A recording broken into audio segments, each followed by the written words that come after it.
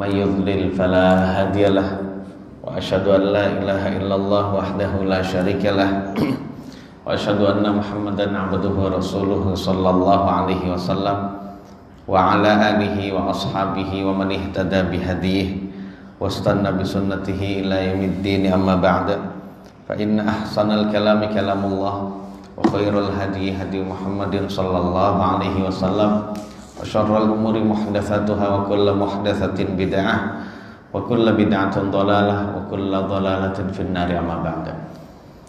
Ma'asyiral muslimin wal muslimat, Bapak Ibu jamaah Masjid Baitur Rahim, jamaah yang dirahmati Allah Subhanahu wa taala, dan juga kaum muslimin dan muslimat dimanapun antum berada.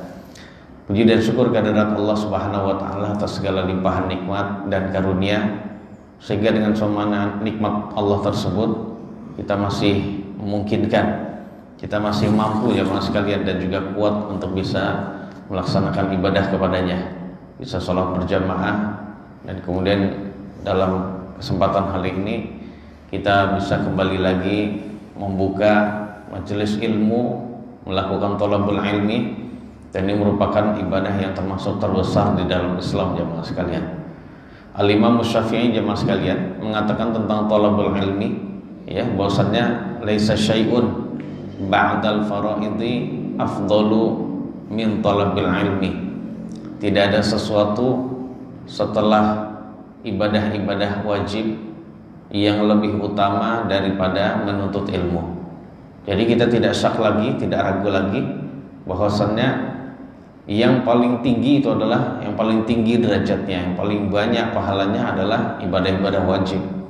Kemudian tingkatan di bawah itu adalah thalabul ilmi jamaah sekalian. Bahkan Al-Imam Syafi'i sendiri itu berpendapat bahwasannya thalabul ilmi itu lebih utama dibandingkan sholat sunnah, ya. Makanya jamaah sekalian, untuk masalah ibadah-ibadah sunnah maka tidak ada yang bisa membandingi thalabul ilmi. Maksudnya di sini adalah menuntut ilmu agama jamaah sekalian. Oleh karena itu kita bersyukur kepada Allah yang memberikan kita kesempatan lagi dan lagi bisa terus menuntut ilmu.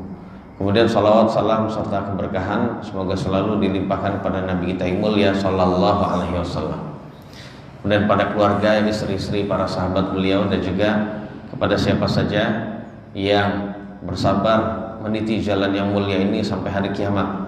Dan kita mudah-mudahan termasuk di antara pengikut Nabi yang selalu berada di atas jalan yang mulia ini sampai ajal menjemput kita masing-masing.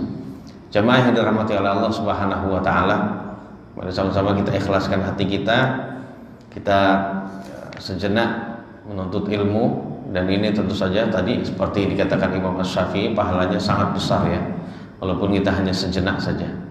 Di pertemuan ini kita akan menjelaskan tentang tata cara sholat witir jemaah sekalian. Sebenarnya gimana sih tata cara sholat witir? Ya, kita ulangi lagi, namanya sholat witir itu maknanya adalah sholat yang jumlah rakaatnya ganjil. Itu ada sholat witir yang jumlahnya 1 rakaat. Nah, tata cara sholat witir 1 rakaat ya tentu saja langsung ya dia melakukan salam saat itu. Dan itu diperbolehkan jemaah sekalian ya, menurut banyak ulama. Ya, walaupun ada sebagian ulama ya seperti Al-Imam Abu Hanifah mengatakan nggak ada itu witir 1 rakaat. Namun berdasarkan hadis Nabi yang mulia, Nabi pernah berkata bahwasanya fa idza khasyiya ahadukumus subha shalla wahidatan fa autarat lahu ma qad shalla.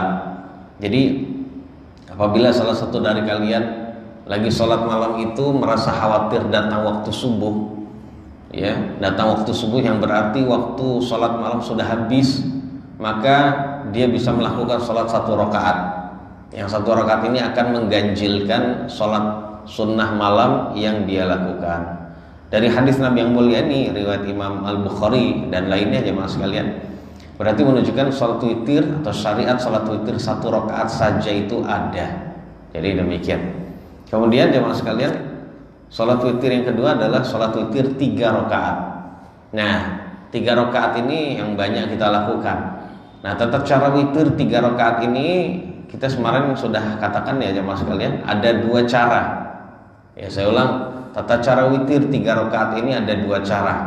Cara yang pertama adalah dengan 2 kali salam. Saya ulang, dengan 2 kali salam.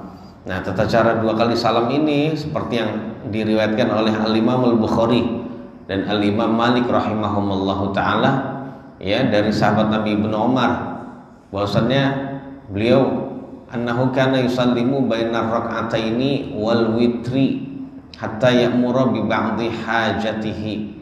Jadi Ibnu Umar kalau melakukan salat witir beliau salam di antara 2 rakaat dan jumlah yang ganjil, 2 rakaat dan yang 1 rakaat itu ya, sehingga beliau bisa memerintahkan sebagian hajatnya. Artinya setelah sholat witir selesai ya, maka saat itu beliau bisa melakukan aktivitasnya.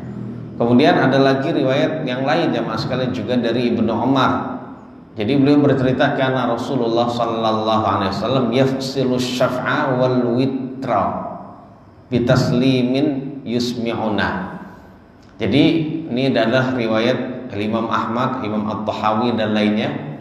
Kata Ibnu Umar radhiyallahu anhuma, beliau menceritakan Nabi sallallahu alaihi wasallam memisahkan di antara genap dan yang ganjil dari salat witir itu dengan salam yang beliau memperdengarkan pada kami. Artinya setelah 2 rakaat beliau salamnya itu agak keras ya, agak bersuara sehingga terdengar oleh kami.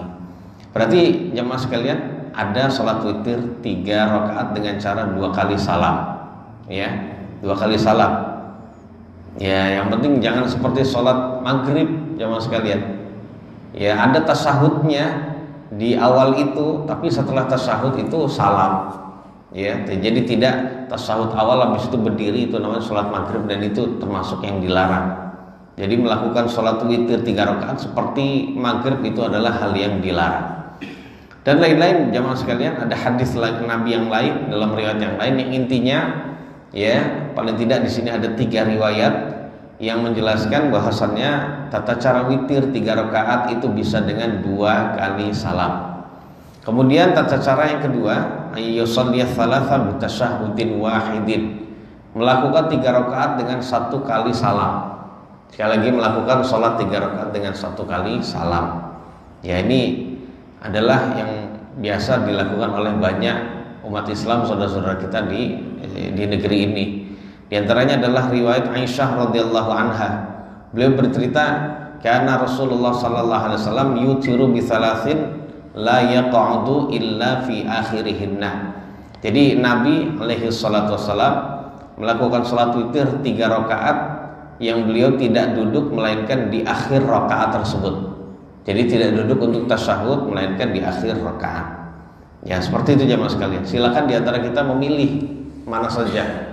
Oh, saya milih yang pertama, silakan.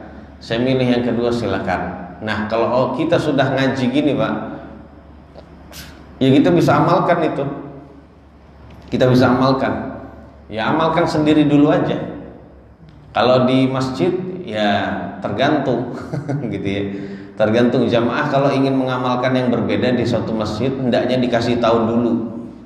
Hendaknya dikasih tahu dulu jamaah sekalian, karena ada adabnya. Nah, di antara adabnya adalah diberitahu dulu bahwa biasanya kita sholat witir 3 rakaat itu dengan 1 salam. Sekarang kita akan melaksanakan dengan 2 salam ya, karena Nabi SAW pernah melakukan begitu juga dalam riwayat ini dan itu. Jadi dikasih tahu dulu Pak. Jadi jangan bikin dadakan ya, jamaah. Kalau dadakan itu nanti akan ngomong-ngomong dan itu tidak baik ya, membuat mereka ngomong-ngomong di belakang itu juga adalah tidak baik juga ya. Makanya seorang imam sholat termasuk dai juga kalau lagi ngimam itu juga harus ngasih tahu gitu ya. Ya seperti itu ya, termasuk ya dia biasa nggak kunut, terus kemudian dia disuruh maju oleh jamaah yang biasa kunut subuh misalnya, ya dia kalau nggak kunut ngomong, mohon maaf Bapak nanti saya tidak kunut ya, jadi mohon maaf gitu ya.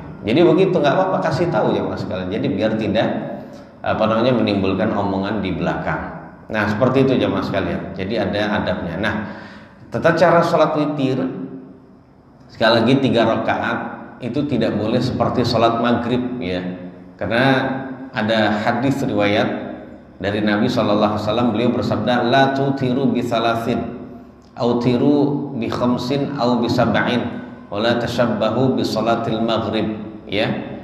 Jadi janganlah kalian witir dengan 3 rakaat, witirlah dengan 5 atau 7 rakaat, dan janganlah kalian menyerupai dengan sholat maghrib. Artinya bukan berarti Nabi melarang witir 3 rakaat, tidak. Nah, karena Nabi sendiri melakukan witir 3 rakaat. Maksudnya melarang witir 3 rakaat yang mirip dengan sholat maghrib ini nggak boleh. Dengan 2 kali salam, dengan 1 salam tapi dengan 2 tasyahud. Yang boleh itu tasyahudnya memang 2, sedangkan salamnya juga harus 2. Tapi kalau tasyahudnya 2, salamnya 1, itu berarti kayak sholat maghrib, itu yang tidak boleh. Seperti itu jamaah sekalian. Nah, untuk sholat witir yang 3 rakaat itu ada bacaan-bacaan yang sunnah. Bacaan-bacaan yang sunnah jamaah sekalian, ya, yaitu kalau di dalam rakaat pertama itu baca sabbihis, ya. Kalau dalam rakaat yang kedua baca qul ya ayyuhal kafirun. Kalau dalam rakaat yang ketiga ini para ulama beda pendapat, karena ulama-ulama juga ada yang menilai hadis tentang trikul itu bacaan qul hu falaq an-nas itu hadisnya lemah, sedangkan yang sahih hanyalah hadis yang 1 rakaat, ya 1 surat saja, yaitu qul huwallah saja. Maka jangan heran kalau di rakaat yang ketiga itu hanya baca qul huwallah saja. Namun sebagian ulama, banyak ulama ya dari mazhab Asy-Syafi'i dan juga Hambali itu mengatakan hadis itu juga sahih gitu ya. Sehingga di rakaat ketiga tidak hanya qul huwallah tapi qul huwallah dan al-falaq serta an-nas, seperti itu ya. Jadi ala kulli hal ini hanya masalah sunnahnya saja jemaah sekalian, tidak usah diperselisihkan. Jadi masing-masing berpegang teguh pada pendapatnya, ya semuanya nggak masalah, boleh-boleh saja. Jadi dan tidak membatalkan sholat sama sekali. Nah, jadi dan tidak perlu ada tersisa hati yang tidak baik terhadap saudaranya. Ini orang apa sih ini? Kok witir bacaannya hanya qul huwallah saja, atau kok sampai 3 kali gitu ya, sampai 3 surat gitu. Tidak mengapa, silakan saja ya sekalian. Bahkan walaupun sunnahnya rakaat pertama sabbihis, rakaat kedua al-kafirun, rakaat ketiga apa? Qul huwallah, al-falaq dan an-nas gitu ya. Maka kita boleh ganti dengan surat yang lain, itu nggak masalah ya mas sekalian. Semua tergantung imamnya, ya, ya semua tergantung imamnya. Jadi ini adalah hanya bacaan sunnah saja. Jadi seperti itu ya mas sekalian. Kemudian tata cara witir yang berikutnya adalah yang witir 5 rakaat ya mas sekalian. Ya, witir 5 rakaat. Artinya sebenarnya sholat witirnya adalah sholat penutup, sholat yang memang dianjurkan untuk menjadi penutup sholat sunnah malam. Ya misalnya kalau memang witir 3 rakaat, ya boleh sebelumnya itu yang ganjil, sholat tahajudnya 2 hanya 2 kali saja, 2 rakaat salam, habis itu witir boleh. Atau cukup sekali 2 rakaat, habis itu witir 3, silakan saja, bebas. Ya, atau 2 rakaat salam, habis itu 1 rakaat witir, boleh saja. Bahkan nanti kita akan jelaskan jemaah sekalian, witir saja juga nggak apa-apa tanpa didahului dengan sholat yang ganjil, seperti nanti kita akan jelaskan. Kemudian berikutnya witir 5 rakaat. 5 rakaat ini gimana jemaah sekalian? 5 rakaat itu ya diperbolehkan dan disyariatkan, ya, karena ada riwayat yang sahih juga Nabi pernah melakukan witir 5 rakaat. Ya jemaah sekalian, dalam hadis sahih riwayat Imam Muslim rahimahullahu taala. Nah, namun tata cara witir 5 rakaat itu tidak ada tasyahud melainkan di akhir saja. Tidak ada duduk tasyahud melainkan di akhir saja. Jadi tidak dengan 2 kali tasyahud ya jemaah sekalian. Karena Aisyah yang bercerita tentang tata cara witir 5 rakaat dari Nabi. Karena Nabi sallallahu alaihi wasallam yusalli minal laili 13 raka'atan. Jadi Nabi salat malam itu berjumlah 13 rakaat. 13 ya mas sekalian. Yutiru min zalika bi khamsin la yajlisu illa fi akhiriha. Beliau witir dari 13 rakaat tersebut berjumlah 5 rakaat. Jadi dari 13 itu witirnya 5. Ya, berarti yang 8 itu 8 Pak ya. Yang 8 itu adalah sholat tahajud beliau. Jadi beliau witir 5 rakaat yang mana prakteknya beliau tidak duduk tasyahud, melainkan di akhir saja. Jadi setelah duduk yang kedua langsung berdiri, setelah duduk yang kedua langsung berdiri ke rakaat baru. Nanti pas rakaat terakhir baru duduk untuk tasyahud. Dan tasyahud itu harus ya mas sekalian. Ya wajib seperti itu. Kalau tidak berarti sholatnya tidak sah. Ya sebelum salam harus duduk kemudian tasyahud. Nah itu witir 5. Ingin melakukan juga silakan. Ya silakan misalnya sholatnya 2 rakaat salam, 2 rakaat salam, habis itu witir 5, monggo. Atau 2 rakaat salamnya cuma 1, 2 rakaat salam, habis itu witir 5 juga monggo. Atau enggak didahului dengan sholat ganjil, tapi dengan langsung witir juga monggo. Silakan jamaah sekalian. Kemudian witir yang berikutnya adalah witir 7 rakaat atau 9 rakaat. Nah 7 rakaat ya mas kalian dan 9 rakaat ini dua-duanya boleh juga dan disyariatkan ya. Nah kemudian gimana tata cara witir 7 rakaat dan 9 rakaat ya mas kalian ya.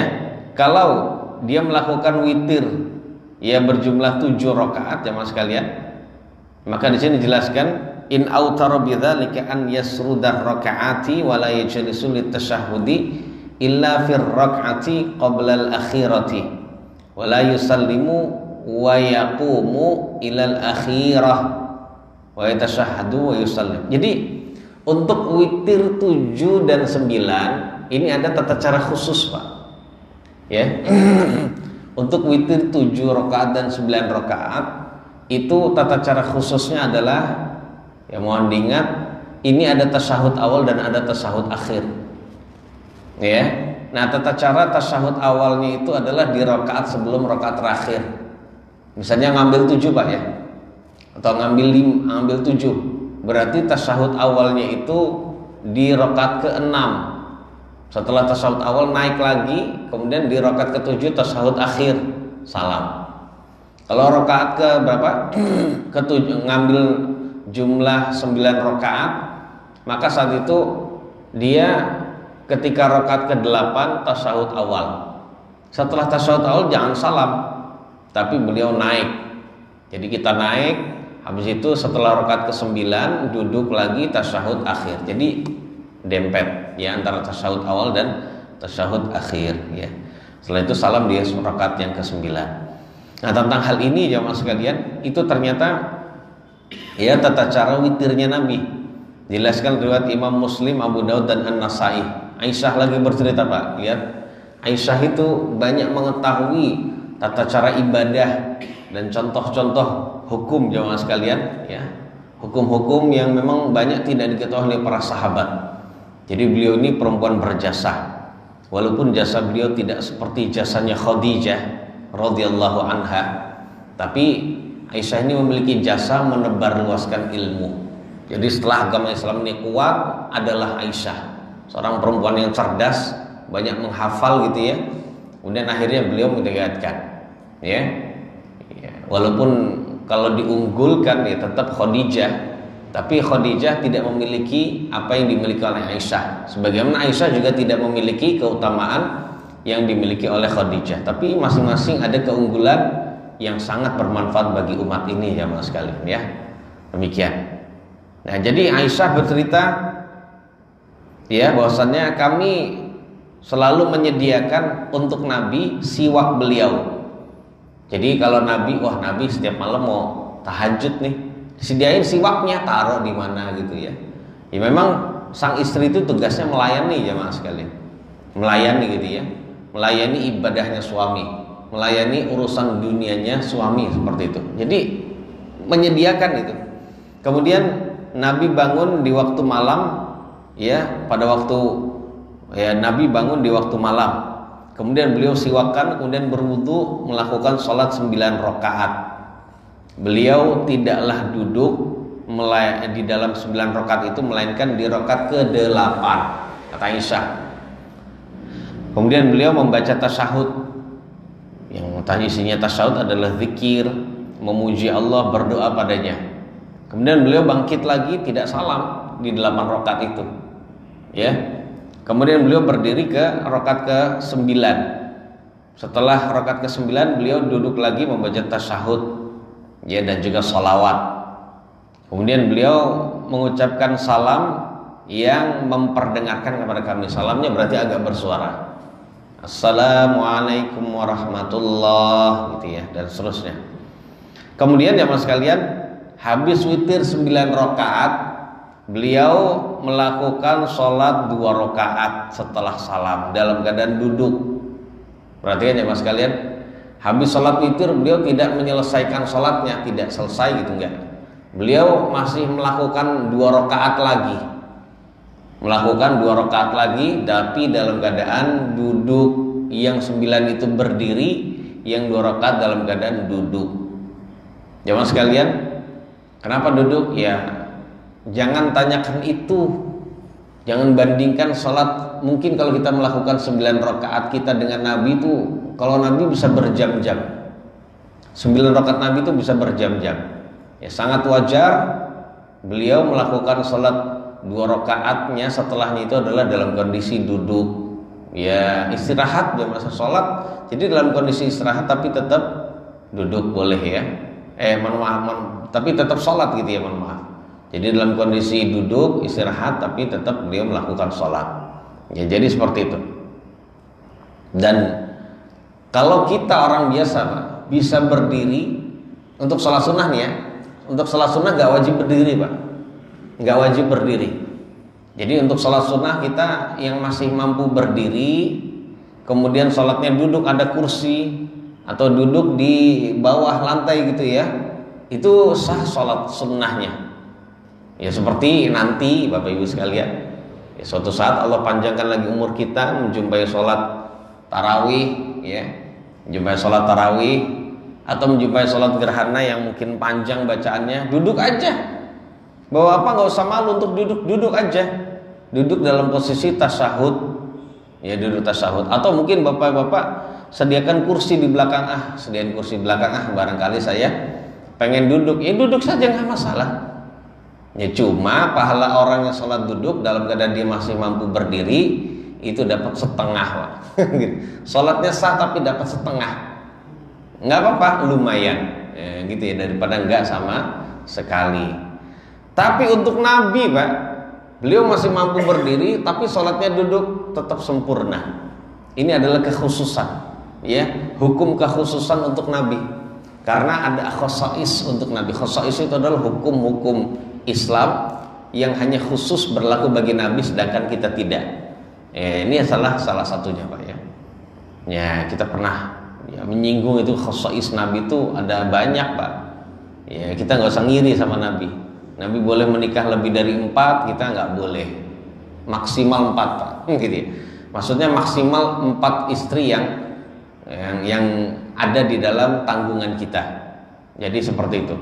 Kemudian Nabi boleh melakukan wisol saat siang gitu. Wisol itu menyambung puasa tanpa berbuka dan sahur. Tapi kalau kita tidak boleh, kita nggak boleh jemaah sekalian. Ya, contohnya pas lagi buka beliau tidak buka, pas lagi sahur nggak sahur lagi, nyambung puasa berikutnya, hari berikutnya juga begitu, hari berikutnya pas waktunya berbuka tidak berbuka, waktunya sahur juga tidak sahur, begitu. Untuk beliau boleh karena beliau diberi makan dan minum oleh Allah, sedangkan kita ya memang Allah ngasih makan minum tapi kan harus ada usaha, tapi beliau itu adalah orang kekhususan ya, seperti itu ya mas kalian. Nah kalau kita diberitahu oleh Nabi, kalau ingin wisolah pas lagi buka jangan kalau pas lagi buka monggo silakan nggak buka, tapi pas lagi sahur harus sahur, begitu Pak, harus sahur seperti itu. Dan lain-lain kekhususan untuk Nabi itu banyak, khususnya kekhususan itu yang ada di dalam bab nikah Pak. Ya bab nikah seperti tadi boleh menikah lebih dari 4. Kalau ada perempuan yang menawarkan diri ingin jadi istri Nabi ya mas sekalian, tinggal Nabi jawab iya, langsung tuh jadi istri Nabi tanpa akad. Oh iya, saya setuju kamu jadi istri saya. Langsung Pak. Coba kalau kita ada perempuan yang menawarkan diri menjadi istri kita gimana Pak? Bisa nggak Pak? Ya bisa saja, tapi harus akad dulu gitu ya. Harus akad dulu demikian. Ya, seperti itu. Nah, demikian ya mas sekalian. Beliau sholat 2 rakaat itu dalam keadaan duduk. Berarti menunjukkan tidak harus witir itu akhir dari sholat sunnah malam, nggak harus. Ya, terkadang habis witir kita bisa nambah, boleh jamaah sekalian. Sama seperti kita sudah witir di awal malam, tarawih itu contohnya. Terus malam-malam ingin nambah sholat tahajud sendiri atau bersama-sama dengan orang yang lain, silakan saja, nggak apa-apa. Karena sebenarnya tahajud itu bagian dari sholat malam juga, sebagaimana witir bagian dari sholat malam. Jadi sholat malam itu terkadang disebut tarawih, terkadang kalau di bulan Ramadan, terkadang disebut tahajud kalau itu dilakukan setelah tidur. Itu bagian dari sholat malam juga, dan sholat malam jumlahnya tidak terbatas menurut kesepakatan ulama. Ya, kalau semalam sore hari itu sudah 11, ya nambah aja silakan. Ya, jadi seperti itu. Jadi intinya setelah witir bukan berarti kita udah nggak usah nambah, nggak boleh nambah. Boleh Pak, Nabi aja nambah itu. Ya, seperti itu. Kemudian fatilka ihda asyarata raka'atan ya bunai. Aisyah berkata kepada Urwah bin Zubair, nah jumlah 9 tambah 2 11 rakaat, ya, itu semua jumlahnya adalah 11 rakaat wahai anakku. Anakku di sini maksudnya adalah keponakanku. Ya, karena Aisyah saat itu sedang menjelaskan tata cara sholat Nabi kepada Urwah bin Zubair. Urwah bin Zubair itu adalah keponakan Aisyah gitu ya. Aisyah punya kakak namanya Asma binti Abi Bakar. Nah, Asma itu punya anak namanya Urwah bin Zubair. Beliau ini sering menuntut ilmu kepada bibinya yang ahli ilmu ini. Sehingga setelah bibinya wafat, beliau adalah seorang tabi'in Urwah bin Zubair. Akhirnya beliau termasuk seorang tabi'in yang ahli ilmu dan termasuk al-fuqaha us-sab'ah fil Madinah. Yaitu orang-orang yang ahli ilmu, ahli fikih, ya, di antara 7 orang ahli fikih di Madinah, seperti itu. Kemudian falamma asanna, kemudian ketika, jadi kebiasaan Nabi begitu, ya, Nabi melakukan witir 9. Lalu ketika Nabi sudah gemuk, badan beliau sudah gemuk dan berat bobot tubuhnya gitu ya, tapi bukan beliau obesitas, bukan ya mas kalian. Beliau tidak obesitas, tapi artinya memang gemuk, lebih gemuk dibandingkan sebelumnya, ya, lebih berisi gitu daging dibandingkan sebelumnya, bukan lemak ya mas kalian, ya. Maka beliau melakukan witirnya 7 rakaat saja, tidak 9, ya, tidak 9 ya, karena usia juga semakin tua Pak ya, semakin tua. Dan beliau melakukan di dalam 2 rakaat seperti yang beliau lakukan di pertama. Artinya witirnya berarti berapa Pak? Witirnya itu 7 rakaat. Tata caranya seperti tadi Pak. Di rakaat ke-6 tasyahud awal. Habis itu bangkit rakaat ke-7, beliau sebelum salam beliau tasyahud akhir.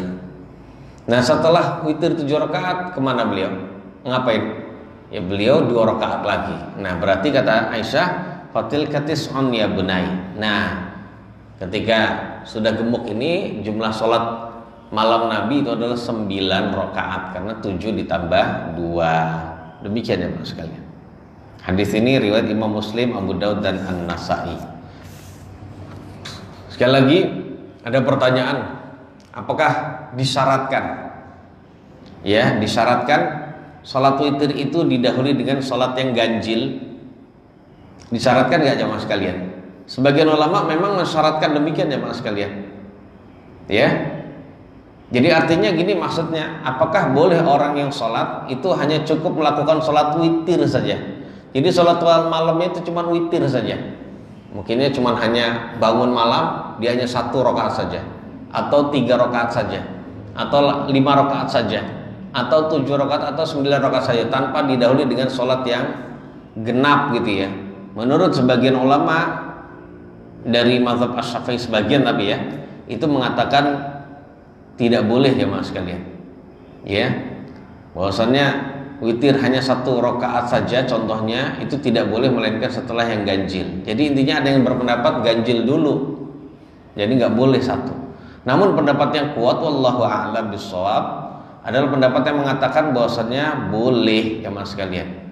Ya, boleh melakukan witir 1 rakaat saja tapi walaupun tanpa didahului dengan apa? Didahului dengan sholat yang ganjil, yang genap gitu ya.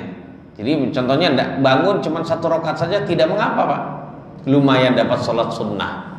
Lumayan dapat sholat sunnah, dan itu termasuk bagian dari sholat sunnah malam, dan tingkatannya itu di bawah langsung sholat wajib. Karena Nabi yang mulia sallallahu alaihi wasallam bersabda, afdhalus sholati ba'dal maktubati sholatul lail. Atau kama qala Rasul, sholat yang paling utama setelah sholat wajib adalah sholat malam. Ya, dan sholat witir bagian dari sholat malam. Syukuri Pak, sudah bisa 1 rakaat, bersyukur pada Allah. Karena kalau Allah kehendaki kita, nggak bisa kita 1 rakaat pun di waktu malam. Karena apa? Kita tidur Pak, yang membangunkan kita hanya azan subuh saja. Jadi walaupun bisa 1 rakaat, syukuri. Nanti akan Allah tambah, kita diberikan kesempatan bisa nambah lagi dari itu. Demikian jemaah sekalian.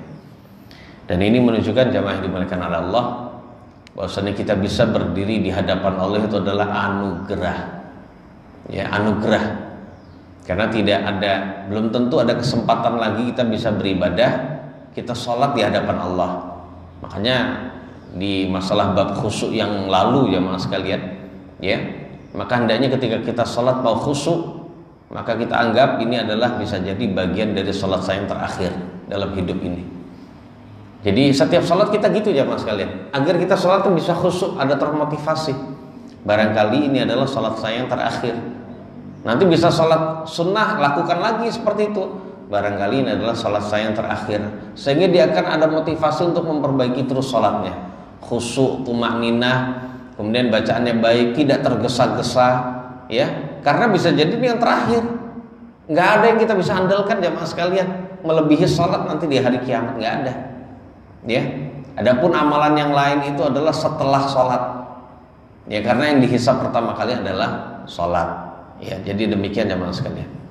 Ya, intinya kita nggak akan bawa apa-apa jemaah yang dimuliakan Allah. Kita akan bawa bab sholat.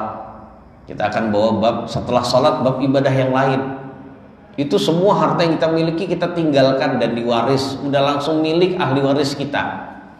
Nggak bisa lagi itu dikatakan ini harta ayah, ini harta bunda. Enggak, itu udah milik harta ahli warisnya. Sebab orang yang sudah meninggal itu dikatakan langsung dia tidak memiliki harta itu, langsung berpindah ke pemilikan. Nah, jadi seperti itu. Jadi kalau sudah begitu jemaah sekalian, ya bukan berarti nggak boleh kita nyari harta, carilah harta dan niatkan agar anak kita tidak tersia-sia. Itu adalah boleh, sesuatu yang terpuji Pak. Tapi jangan menganggap bahwasanya inilah yang bisa kita andalkan, tidak demikian. Ya seperti itu jemaah sekalian. Baik, yang berikutnya, jemaah yang dimuliakan oleh Allah, alasan kenapa kita boleh melakukan sholat witir saja tanpa mendahului sholat genap. Alasannya ada hadis Nabi yang mulia jemaah sekalian. Di antaranya adalah riwayat dari Imam Al-Bukhari dan Muslim. Kita lihat jemaah sekalian, ibunda kita Aisyah lagi bercerita, Nabi SAW pernah sholat malam. Saya sedang tidur, dalam kondisi saya sedang tidur di depan beliau, melintang seperti melintangnya jenazah. Pernah tahu kan nyolatin jenazah Pak? Nah kayak gitu tuh. Nabi sholat malam, Aisyah udah kayak jenazah di depan. Kayak, tapi Aisyah saat itu lagi tidur. Nabi sholat malam, Aisyah tidur. Ya seperti itu.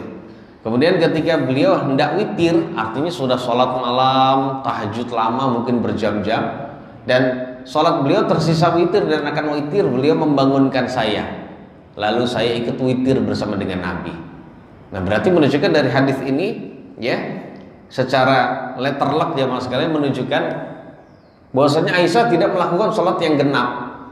Beliau bangun malam itu langsung sholat witir jemaah sekalian tanpa didahului dengan sholat yang rakaatnya genap. Jadi boleh-boleh saja, ya, tidak mengapa jemaah sekalian. Nabi saja begitu ringan gitu ya, begitu ringan. Kenapa kita memberatkan? Kemudian jemaah sekalian yang lain juga seperti itu. Jadi intinya diperbolehkan dan itu sama-sama bagian dari sholat malam, ya seperti itu. Wallahu a'lam. Kemudian poin berikutnya adalah al-qunutu fil witri. Kunut di dalam sholat witir, ya, jamaah sekalian, kunut dalam sholat witir. Nah, sebelumnya kita akan jelaskan apa sih makna kunut jamaah sekalian. Jadi kalau makna kunut itu, kalau disebut kunut dalam bahasa Arab itu memiliki makna yang banyak jamaah sekalian. Di antara makna kunut adalah al-qiyam, berdiri maknanya. Kadang juga kunut bermakna as-sukut, diam. Kadang maknanya berdiri, kadang maknanya diam. Kadang maknanya dawamul ibadah, ibadah yang langgeng, terus-menerus dilakukan. Kadang maknanya kunut adalah ad-du'a, yaitu doa. Kadang makna kunut adalah tasbih. Kadang makna kunut adalah khusyuk, Pak. Jadi banyak makna kunut.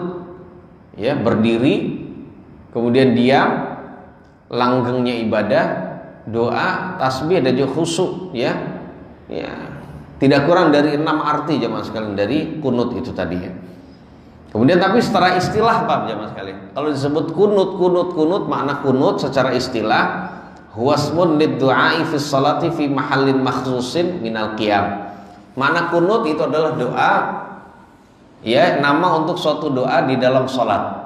Saya ulang ya, kunut adalah nama untuk suatu doa di dalam sholat di tempat khusus dari gerakan berdiri, ya. Di tempat khusus dari saat gerakan yang berdiri, ya, khususnya pas lagi i'tidal gitu ya, demikian. Nah, kunut di dalam sholat witir ini secara umum, secara global itu disyariatkan menurut mayoritas ulama jemaah sekalian, ya. Cuman mereka berbeda saja jemaah sekalian sholat sholat witir itu. Jadi sekali lagi kunut di dalam sholat witir itu secara umum itu disyariatkan jemaah sekalian, ya, disyariatkan.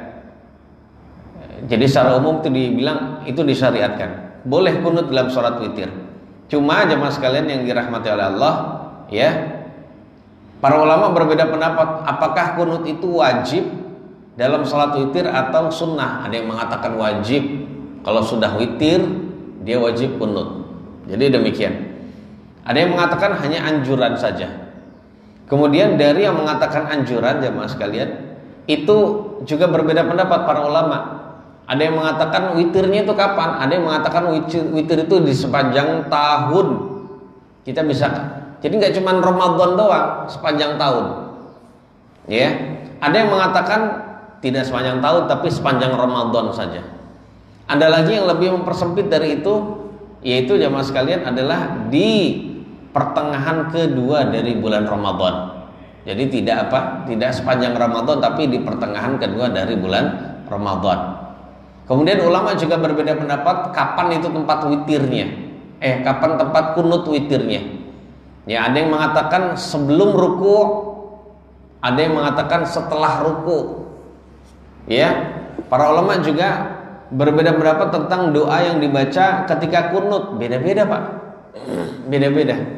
Jadi ala kulli hal jemaah sekalian, kalau sudah tahu beda-beda gitu, maka sudah kita persiapkan hati untuk perbedaan itu, karena itu semua yang berbeda adalah saudara kita jemaah sekalian. Ya, dan perbedaan itu hendaknya tidak menjadi ganjelan di dalam hati kita. Ya, tergantung. Berarti nanti kalau ada imam yang kunutnya sebelum ruku, ya ikut kunut, ngangkat tangan, Pak.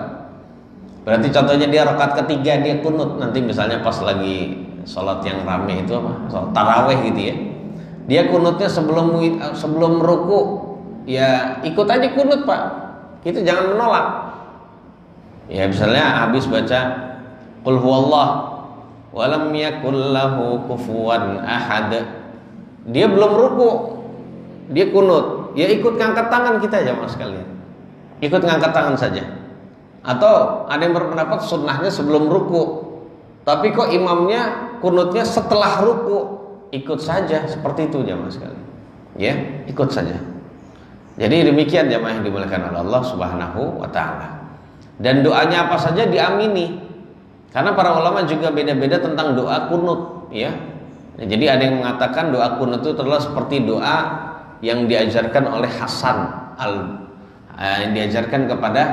yang diajarkan kepada Hasan bin Ali radhiyallahu anhuma. Ya. Nah, doanya ada yang mengatakan, pendapat yang mengatakan bahwa doa kunut witir sama dengan doa kunut subuh nih menurut mazhab Asy-Syafi'i. Sehingga kunut witir sama dengan kunut subuh. Ada yang mengatakan begitu jamaah sekalian. Jadi demikian. Nah, ada yang mengatakan doa kunut witir itu adalah tidak seperti doa kunut, tidak seperti doa yang lain. Jadi doanya itu beda lagi. Allahumma inna nasta'inuka wa nastahdika dan seterusnya, ada beda-beda. Jadi ala kulli hal kita sebagai makmum ngikut aja imam. Enaknya gitu, Pak. Ya, imam kunutnya bacaannya ini dan itu sudah tinggal ngaminin. Imam bacaannya kunut seperti kunut subuh, tinggal ngaminin saja, ngangkat tangan juga. Ya, jadi demikian. Mudah ya jamaah sekalian jadi imam tuh, gitu. Maaf, jadi makmum itu gampang-gampangan. Tinggal ngikut imam saja. Ya. Jadi demikian. Jadi dan tentang masalah doa kunut witir, Imam An-Nawawi rahimahullahu taala berpendapat, ya, dan juga para ulama lain, walaupun Nabi pernah membaca kunut Allahumma inna nasta'inuka wa nastahdika dan seterusnya. Kemudian walaupun juga Nabi pernah mengajarkan doa kunut witir kepada Hasan dengan doa yang gak begitu panjang, tapi beliau mengatakan bahwasannya doa kunut witir itu adalah doa yang bebas. Jadi tidak terikat dengan doa yang dari Nabi itu tadi ya mas sekalian. Karena intinya menurut mereka karena hadisnya beda-beda, berarti menunjukkan kesimpulannya doa kunut witir itu tidak ada doa yang khusus. Artinya kita bisa bebas memilih doa. Silakan doa apa saja. Bahkan ada yang mengatakan ya mas sekalian, kunut witir itu adalah sebatas kita membaca surat Al-Insyiqaq. Al-Insyiqaq itu idza sama'un syaqqat itu. Idza sama'un syaqqat, satu halaman ya mas sekalian. Satu halaman. Jadi kunut witir itu ada yang mengatakan sama seperti itu. Jadi sebatas orang membaca surat Al-Insyiqaq. Ya, itu menurut sebagian ulama. Jadi artinya ada yang witirnya itu lama, kunut witirnya lama, ada yang kunut witirnya hanya sebentar saja. Sekali lagi bagi makmum tinggal ikut imam. Tapi hendaknya jadi imam itu harus tahu diri, punya adab juga. Dia hafal doa kunut panjang itu sehingga bisa bermenit-menit itu dia bisa, tapi hendaknya jangan begitulah. Jangan terlalu panjang. Bagi jamaah itu berapa jamaah? 2 menit itu udah kepanjangan witir itu. 2 menit itu udah kepanjangan itu. Jadi nggak usah banyak bacaannya. Kalau saya pribadi banyak. Kalau ngimami sholat witir gitu ya dan kunut, saya lebih milih doa yang diajarkan oleh Nabi kepada Hasan. Allahumma hdina fi man hadait, wa afina fi man afait, wa tawallana fi man tawallait, wa barik lana fi ma a'tait, wa qina bi rahmatika syarra ma qadait, fa innaka taqdi wa la yuqda 'alaik, wa innahu la yadhillu man walait, wa la ya'izzu man 'adaita, tabarakta rabbana wa ta'alait, wa la manja minka illa ilaik. Terus habis itu disunnahkan diakhiri dengan salawat karena ada riwayat wa sallallahu ala nabiyyina Muhammadin wa ala alihi wa sahbihi wasallam walhamdulillahi rabbil alamin. Selesai Pak. Nggak ada semenit. Nggak ada semenit. Itu saja, itu yang lebih baik. Jadi demikian. Dan kalau saya pribadi kunutnya ya saya ngikut umumnya aja. Karena walaupun artinya gini ya mas sekalian, karena umumnya orang itu kita belum sempat ngajarin ya sudah ngikut saja nggak masalah karena ini perbedaan yang tidak prinsip. Ngikuti karena memang yang berlaku di situ adalah umumnya witirnya itu kunutnya itu adalah kapan ya mas sekalian? Pertengahan kedua dari bulan Ramadan, maka kita ikut aja.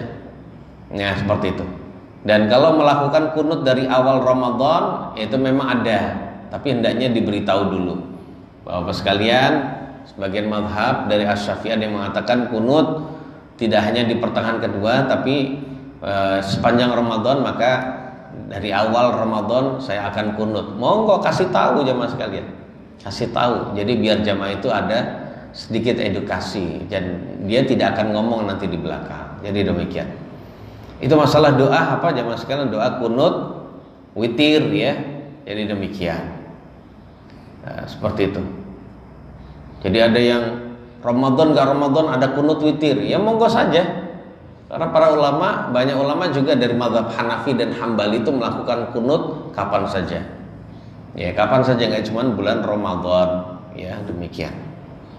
Kemudian yang berikutnya kunut saat witir kapan jamaah sekalian? Ya, kalau berdasarkan hadis dan yang dipilih oleh sebagian ulama muhakkik peneliti, itu kunut witir ya jamaah sekalian, itu adalah sebelum ruku. Ini yang sebenarnya.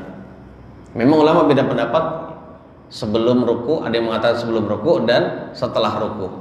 Namun menurut pendapat ulama yang seperti Al-Imam Al-Hafidz Ibnu Hajar, ya, bahwasannya kunut witir itu adalah yang lebih kuat adalah sebelum ruku. Ya, beliau mengatakan jamaah sekalian, wa majmu'u ma jaa'a an Anasin min dzalika annal qunuta li hajatin ay lin nazilati ba'da ruku' la khilafa anhu fi dzalik. Jadi berdasarkan keseluruhan riwayat dari Anas bin Malik radhiyallahu anhu tentang kunut, bahwasannya kunut nazilah, kunut yang dilakukan karena umat Islam mengalami musibah, ya, kunut nazilah itu dilakukan setelah ruku, ba'da ruku, ya, tidak ada perbedaan, ya, di dalam hal ini. Wa amma li ghairil hajati fas-sahihu anhu annahu qabla ruku'.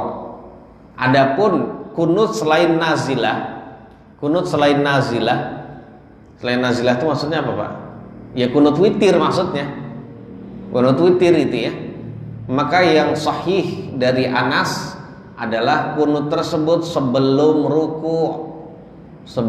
ruku. Ini dari Al-Hafidz, padahal Al-Hafidz ini adalah mazhabnya Asy-Syafi'i. Wa qad ihtamala 'amalu sahabati fi dzalik. Dan memang para sahabat amalan mereka itu berbeda-beda. Amalan para sahabat berbeda-beda. Wadh-dhahiru annahu minal ikhtilafil mubah. Dan sepertinya itu termasuk khilaf atau perbedaan pendapat yang memang boleh-boleh saja. Jadi walaupun Al-Hafidz menguatkan yang sebelum ruku, tapi ini adalah silakan saja kalau mau kunut setelah apa, Pak? Setelah ruku, seperti itu. Adapun yang disunnahkan sekali lagi adalah ya sunnahnya doa tadi. Kalau memang para ulama nggak harus doa itu, artinya boleh doa apa saja silakan. Doa apa saja silakan. Namun mereka mengatakan yang afdol adalah doa yang diajarkan oleh Nabi atau doa yang dipakai oleh Nabi saja. Jadi tidak terlalu panjang, ya, seperti itu. Dan sekali lagi bukan bagian dari sunnah memanjangkan doa kunut. Akan tetapi memanjangkan doa kunut itu bagian dari hal yang dibolehkan saja, tapi tidak sunnah.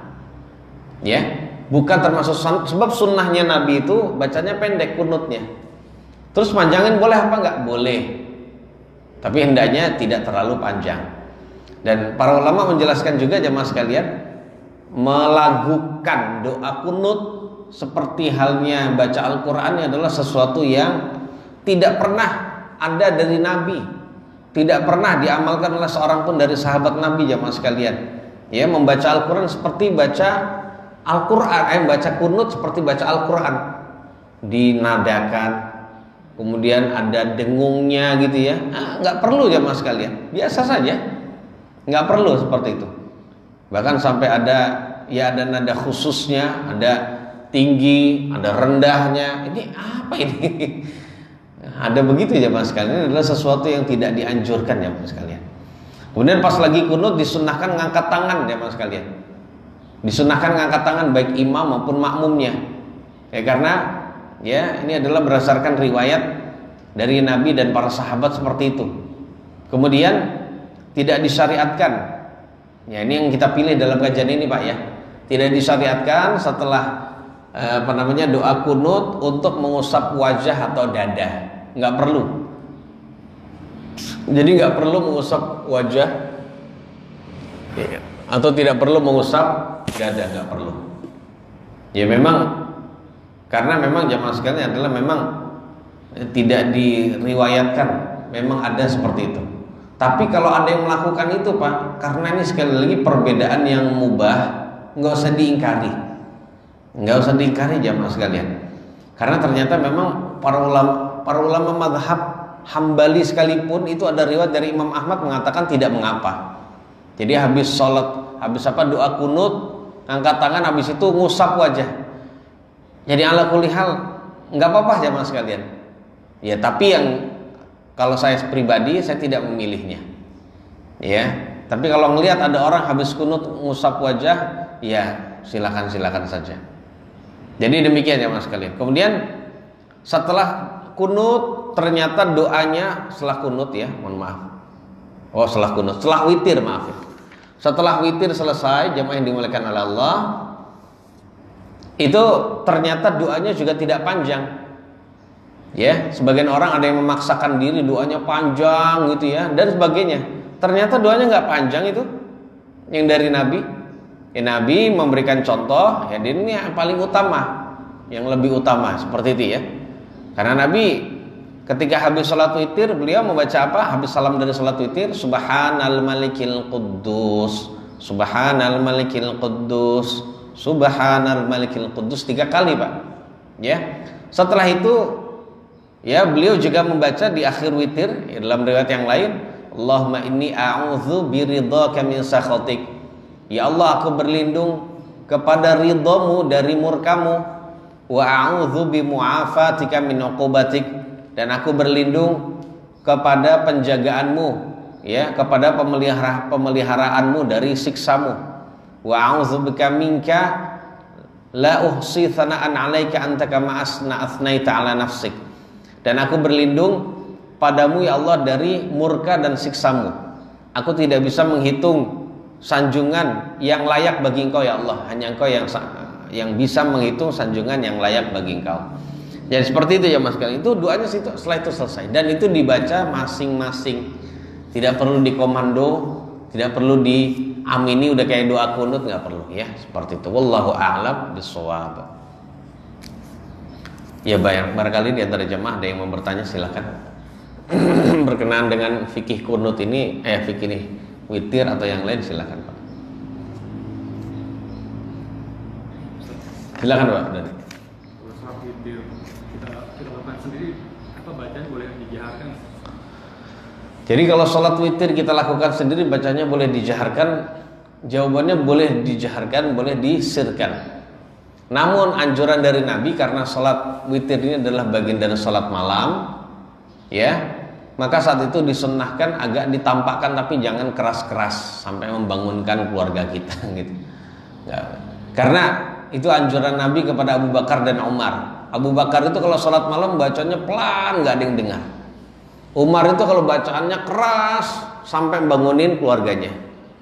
Akhirnya Nabi berkata kepada Abu Bakar, wahai Abu Bakar, angkat sedikit suaramu, ya, kerasin sedikit suaramu. Kemudian Umar, Nabi bersabda kepada Umar, wahai Umar, pelankan sedikit suaramu. Gitu. Jadi intinya antara pelan dan lirih gitu ya. Kalau pelan, antara pelan dan keras. Ya, ada suara. Kita tampakkan suaranya tapi tidak perlu keras-keras. Ya seperti bacaannya gini. Alhamdulillahirabbil alamin. Arrahmanirrahim dan seterusnya gitu. Nah, demikian wallahu a'lam. Ada lagi Pak, silakan.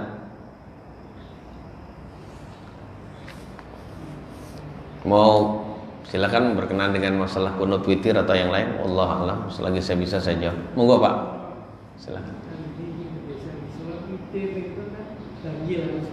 Nggih, Pak. Tapi kalau itu harus satu salam. Misalkan kebiasaan di sini kan witir 3 rakaat langsung, tapi waktu terakhir salam. Yang ditanya? Nah, itu apakah boleh? Ya, witir 3 rakaat bisa dua caranya Mas. Bisa 1 kali salam, bisa dengan 2 kali salam. Boleh dua-duanya Pak. Boleh. Sah dua-duanya. Kalau 2 rakaat salam, 2 rakaat salam habis itu tambahin 1. Boleh itu juga. niatnya gimana? Ya niat yang pertama aja tadi. Niat lagi. Ya? Niat lagi. Kayak niat pertama. Enggak, niatnya kan dari awal sudah. Itu salat witir 3 rakaat, tapi tata caranya adalah demikian.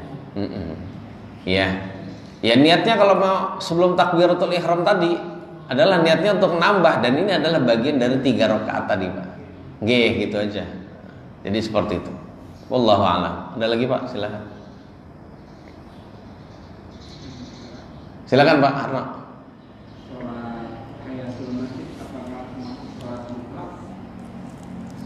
Sholat tahiyatul masjid apakah masih dikatakan sholat sunnah mutlak?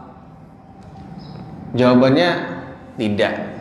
Sholat tahiyatul masjid itu bukan sholat sunnah mutlak, ya, tapi itu termasuk sholat sunnah muqayyad. Muqayyad itu maknanya adalah terikat, karena terikat dengan kondisi tertentu dan jumlahnya cuma 2 rakaat.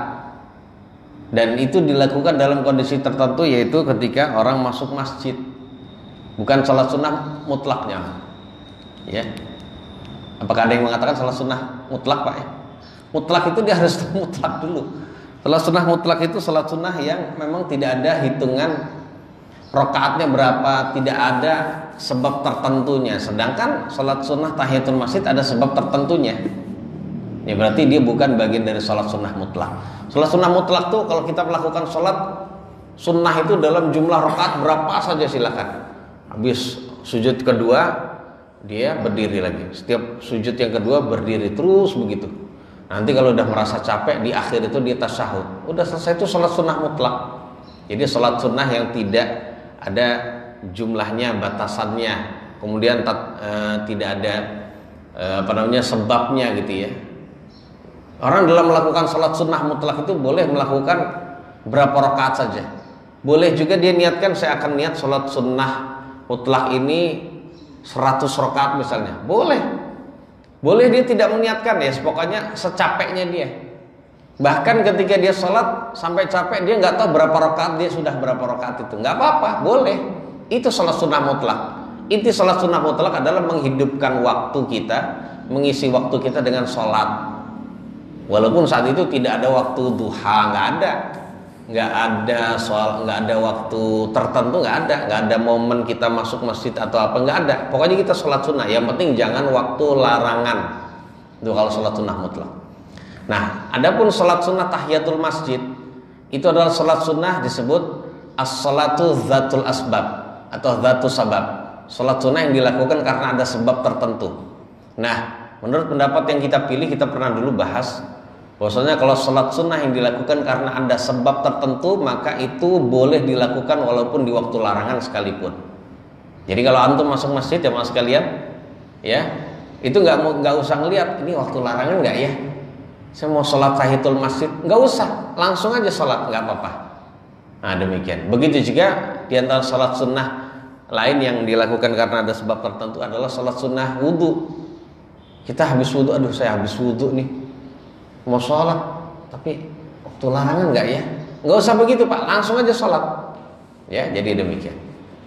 Nah, ini berdasarkan hadis Bilal yang setiap hari beliau berhadas, beliau wudhu di waktu siang dan malam, habis itu langsung sholat. Habis wudhu sholat, habis wudhu sholat di waktu siang dan malam.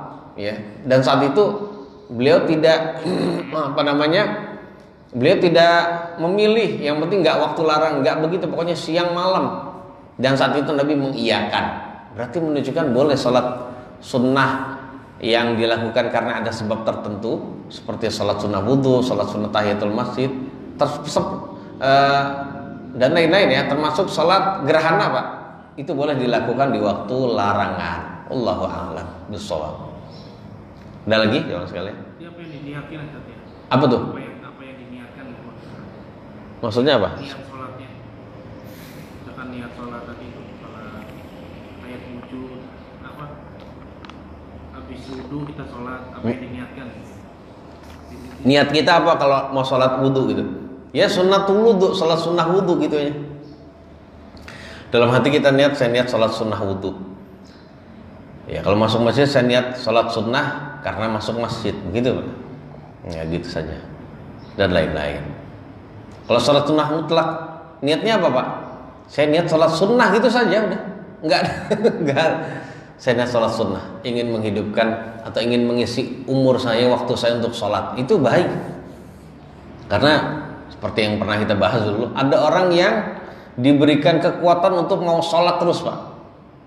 Dia untuk sholat itu kuat, dia bangun, berdiri lagi, salam berdiri lagi, salam berdiri lagi, 2 rakaat salam berdiri, 2 rakaat salam. Ada yang diberi kekuatan gitu, sehingga sehari semalam untuk sholat wajib dan sholat sunnah termasuk sholat mutlak itu bisa ratusan rakaat bisa jadi dia. Ada orang begitu Pak. Bahkan ulama salaf tuh nggak heran ya mas sekalian, dalam sehari semalam tuh 1000 rakaat sholat itu.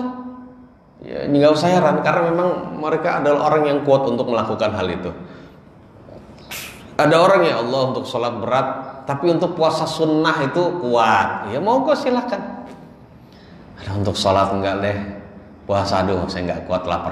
Tapi untuk sedekah kenceng dia nggak pernah sayang. Ada yang begitu jamaah sekalian.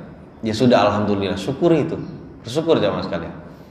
Ada yang untuk begitu, aduh saya nggak bisa, nggak punya duit. Tapi untuk baca Quran dia bagus bacanya, Qurannya bagus karena dia juga ahli, bisa ngajarin. Ya lakukan silakan, masing-masing. Ya sudah. Ya tetapi harus ada amalan andalan kita Pak. Ya kita mari sama-sama bertanya pada diri sendiri, amalan andalan saya itu apa gitu aja. Ada orang yang nggak punya apa-apa Pak, kecuali akhlak yang mulia. Sholat wajib ya ada dia. Sholat sunnah ya ada lah tapi nggak banyak. Puasa sunnah ya ada tapi nggak banyak. Sedekah ya kalau ada juga gitu. Tapi dia akhlak yang mulia. Waduh masya Allah itu juga bisa silakan. Malah ini termasuk yang bagus ini yang akhlak mulia itu ya. Allah alam bisawab ya. Silakan Pak, ada lagi. Ustaz, kalau zikir setelah sholat sunnah apakah sama nggak dengan zikir setelah sholat wajib? Baik, zikir setelah sunnah apakah sama dengan sholat wajib? Jawabannya berbeda Pak.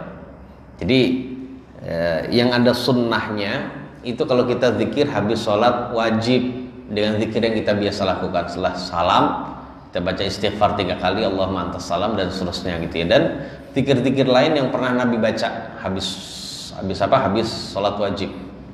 Adapun setelah sholat sunnah tidak ada zikir tertentu. Ya, kalau tidak ada zikir tertentu berarti sikap kita pertama mau zikir monggo. Mau tidak zikir juga tidak mengapa. Kemudian sikap berikutnya jangan menentukan zikir tertentu di situ. Dengan mengatakan saya habis sholat duha saya harus zikir ini utama. Kalau saya nggak itu kayaknya saya nggak utama deh. Itu berarti dia nambah sendiri dia. Jangan jamaah sekalian. Kalau mau zikir tertentu ya silakan tapi nggak usah dibiasakan. Habis itu mungkin nanti zikir yang lain. Atau terkadang nanti gak usah zikir, habis sholat duha salam sudah langsung berdiri aja. Langsung berdiri karena memang tidak ada sunnahnya untuk nggak ada sunnah bukan berarti nggak dilarang, bukan berarti dilarang ya. Nggak ada sunnah untuk zikir tertentu. Saya ulang, tidak ada sunnah untuk zikir tertentu.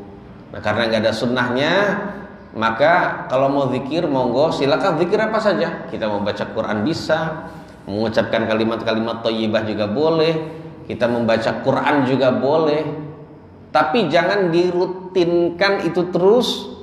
Nanti kalau dirutinkan ya mas kalian dengan zikir tertentu gitu, itu akan menganggap karena setan akan menggoda kita sedikit demi sedikit mengamalkan amalan-amalan tidak ada sunnahnya dan akhirnya dia menganggap itu bagian dari agama, masuk deh bid'ah Pak, masuk bid'ah itu, ya gitu ya. Nah jadi nggak usah dirutinkan itu. Ya, sebab nanti setan akan mengganggu kita, akan memberikan kita gangguan bahwasannya kalau kamu nggak melakukan itu kamu nggak afdol, nggak sunnah, kamu nggak dapat pahala dan sebagainya. Padahal itu hanya dibolehkan saja. Nah, demikian wallahu a'lam bishawab begitu Pak ya. Ada lagi Pak, silakan Pak Arna.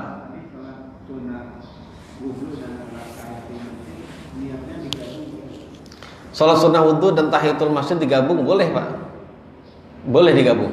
Seperti ada orang ya kalau masuk masjid dia ingin melakukan sholat sunnah wudhunya di dalam masjid. Itu sepertinya nggak bisa sendiri-sendiri Pak. Sepertinya nggak bisa sendiri-sendiri.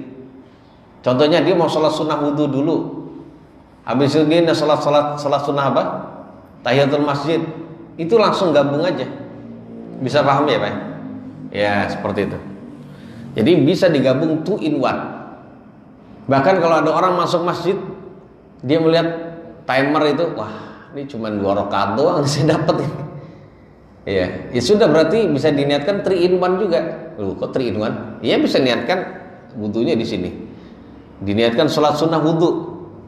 Saya niatkan juga sholat sunnah tahiyatul masjid.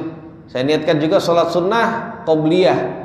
Qobliyah tertentu ya, silakan qobliyah subuh kah, qobliyah zuhur kah. maka saat itu ketiga-tiganya dapat nih pahala. Begitu Pak.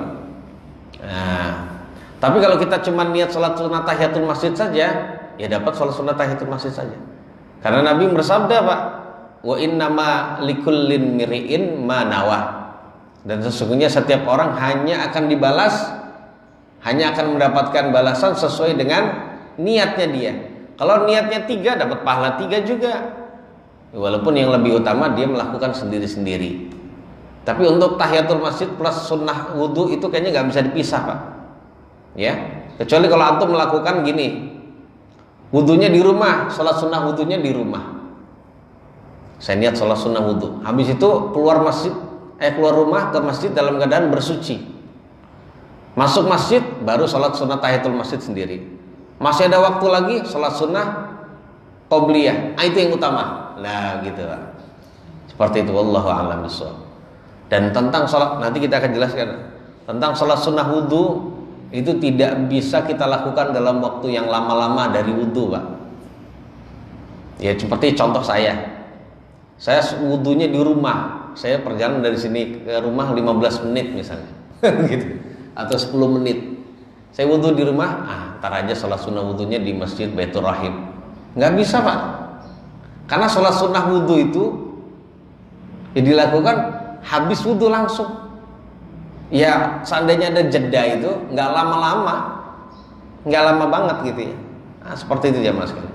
Nah adapun tahiyatul masjid mau masuk masjid kapan aja silakan. Jadi nggak masalah seperti itu ya. Bahkan ada sebagian sahabat Nabi sudah dia belum sholat sunnah tahiyatul masjid duduk dia, maka sholat tahiyatul masjid itu belum gugur dari dia. Ada sahabat Nabi datang namanya Sulaik al-Ghatafani. Beliau masuk masjid dalam keadaan Nabi sedang khutbah Jumat. Beliau langsung duduk. Kemudian Nabi bertanya sama dia, "As-shallaita raka'atain? Kamu sudah sholat 2 rakaat belum?" Dia berkata, "La." Kemudian Nabi bersabda, "Qum fasall atau qum wasalli raka'atain wa tajawwaz fihima." Sekarang kamu berdiri sholat sunnah 2 rakaat dan bacalah yang pendek di dalam keduanya. Maksudnya dalam 2 rakaat itu. Jadi nggak gugur jamaah sekalian ya, seperti itu. Baik, satu lagi silakan Pak ya, ini terakhir.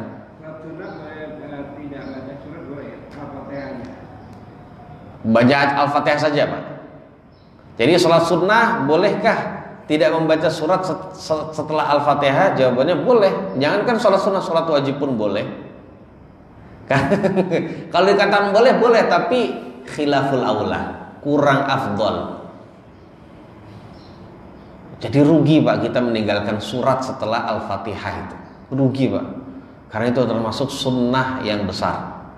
Ya. Karena kalau mau tahu jamaah sekalian dalam suatu hadis riwayat, kapan kita bahas itu Pak. Satu ayat yang dibaca di dalam sholat itu nilainya bisa lebih baik daripada dunia dan seisinya. Itu baru 1 ayat. 2 ayat lebih baik daripada dunia dan seisinya, lebih dari itu tadi. Namun saat itu Nabi membandingkan dengan kendaraan. Dengan kendaraan, 1 ayat yang dibaca di dalam sholat itu lebih baik daripada kendaraan yang mewah. Yang kendaraan mewah di zaman itu adalah onta merah atau onta yang besar tinggi gitu ya. Itu adalah harta yang terbaik di kalangan orang Arab. Ya, 1 ayat lebih baik daripada onta yang terbaik. 2 ayat lebih baik daripada 2 onta yang terbaik. 3 ayat lebih baik daripada 3 onta terbaik. Begitu seterusnya jamaah sekalian. Itu maksud Nabi adalah 1 ayat ya, nilainya itu jamaah sekalian tidak kurang daripada dunia dan seisinya. Kan rugi banget kalau kita tinggalin. Ya, rugi sekali jamaah sekalian. Aduh saya pengen buru-buru, ya udah sekali-kali nggak apa-apa. Tapi jangan menjadi rutinitas kita nggak membaca surat setelah Al-Fatihah. Begitu Pak. Wallahu a'lam bishawab. Cukup Pak Doni? Pesan tutup? Cukup Pak ya? Insya Allah kita lanjutkan di pertemuan akan datang. Masih sholat witir Pak. Gimana mengqadha sholat witir, bisa apa enggak Pak? Kemudian berapa jumlah kalau kita mengqadha witir? Ya. Kemudian masalah yang lain tentang masalah sholat witir itu insya Allah kita akan bahas ya di dalam pertemuan yang akan datang. Memang qunut witir ini memang menarik ya Mas sekalian ya. Tapi ada kekurangannya, kata-kata yang tidak berkenan, mohon maaf yang sebesar-besarnya. Semoga Allah memberikan faedahnya dan manfaatnya bagi kita semua. Dan jangan lupa Apa yang kita ketahui ini kita kasih tahu pada yang lain ya mas sekalian. Ya, kita kasih tahu pada yang lain agar ilmu ini bisa merata. Ya, kalau bisa kita jamaah yang lain untuk bisa ngaji. Ya, untuk bisa ngaji gini. Kan sayang ini rumah masjidnya luas tapi jamaahnya nggak banyak gitu ya. Kalau bisa kita ajak jamaah sekalian. Kita ajak jamaah yang lain untuk bisa sama-sama ngaji dan ngajak orang lain untuk ngaji itu pahalanya juga besar. Karena bisa jadi yang ikut itu nanti nambah, ya berarti seperti itulah jumlah pahala yang akan terkirim ya dari orang-orang yang ngikut ajakan kita. Wallahu a'lam bishawab. Kita tutup subhanakallahumma bihamdik. Asyhadu an la ilaha illa anta astaghfiruka wa atubu ilaik. Wassalamualaikum warahmatullahi wabarakatuh.